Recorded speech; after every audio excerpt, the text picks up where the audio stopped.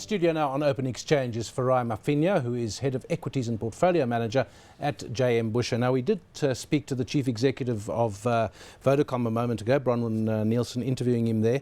And it just seems the sector is ripe, ready for consolidation of some kind. There needs to be a shaking down of the sector. Is that the right analysis? Yeah, that's correct. When we look at telecoms, we think there are only about 4 levers that companies can actually play with for them to be more profitable or more efficient. So the first one is on the price, the distribution, the network quality, and then also the customer service. So if you look at those 4 things, I think the one key where all the players can actually work together is actually on the network quality.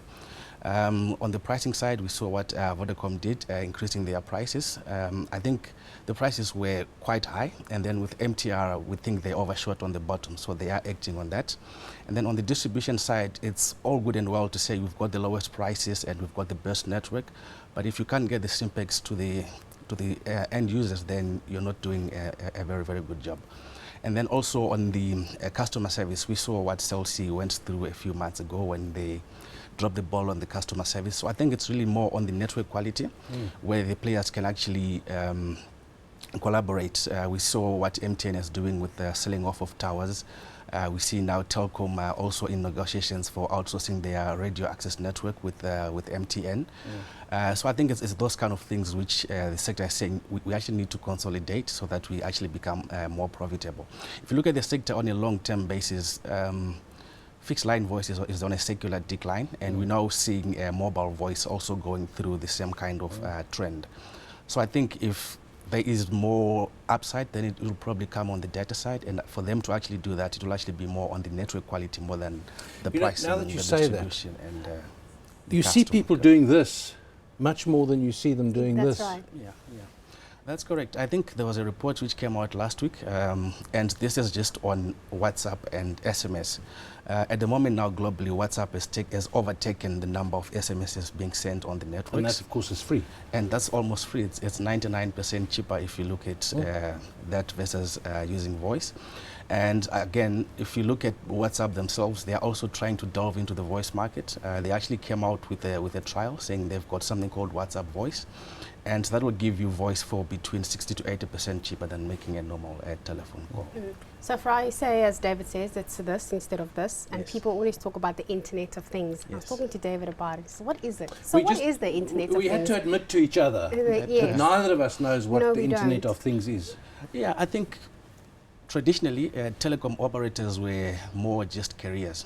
So what they will do is they'll give you a pipe and say, okay, make a call, send SMS, send WhatsApp, or whatever it may be. But now it's actually come to a point where content is going to be key.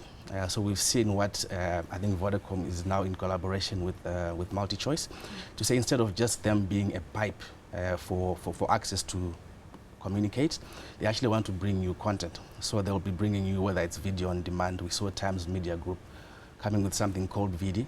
So it's now that they've got the pipe to give you that, but they also want to bring you that content straight to your mobile phone or device. The other thing that strikes me is you talked about the selling off of towers, the infrastructure. What one doesn't want is them saying it's not our problem, the infrastructure, we've outsourced it. Because again, I say, the number of times that you're on a call, either the signal quality isn't good. Now, it is the call, but we still use it for that, and the call drops. Yes. Now, are these guys, surely it should become a competitive advantage to offer a guarantee of no signal dropping, or close to? I think they will have those in the terms and conditions to the guys that they sell the towers. First of all, we think the management of towers is not really core to telephony services.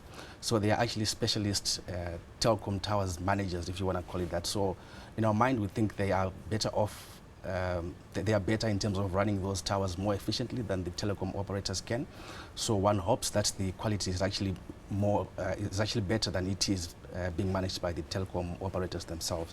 So I think, yeah, it is a concern for them, but at the end of the day, the telecom operators will be accountable to the users for the quality of the network, and they will have those kind of, if you want to call them, hurdles in terms of the contracts that they sign with the the tower operators. Yeah.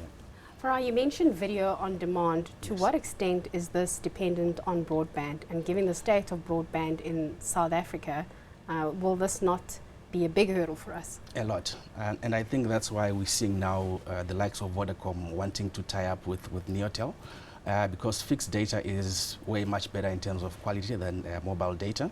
So if they are to even try to put video on demand, then they're actually going to need a lot of that spectrum. And I know there are discussions, a lot of it is still outstanding in terms of DTT and also the allocation of additional spectrum to the telecom operators.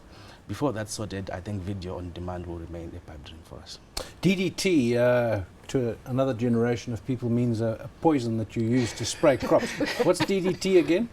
Digital terrestrial television. Right, now, and we're way behind when it comes to this. The world is switching and we're not going to. Yeah, I think it's something that's, it's a big concern. I think it started in 2009, so we're probably 6 odd years behind.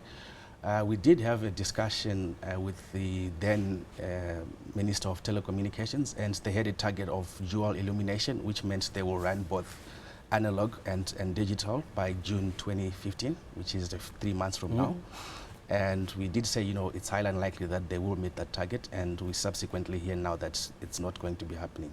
The challenges became actually from the beginning, because there are 2 standards of digital terrestrial television. The other one was DVB-T and then DVB-R, which one of them was the dominant one in Japan and then the other one in Brazil. They couldn't agree which one to go with initially. It took about a year and a bit for them to agree. And then when they eventually agreed, now it's actually on conditional access to say how much conditional access do you want to provide the users. So with set-top boxes to say, can they only be utilized in South Africa, or can someone take a set-top box, go across the border and still be able to access digital terrestrial television? That is still outstanding as well. So I think the dual elimination by June 2015 is not going to happen. Not going to happen. Didn't Kenya roll this out recently, and there were issues? Some broadcasters were switched off, saying they weren't told in time. There were just issues around that.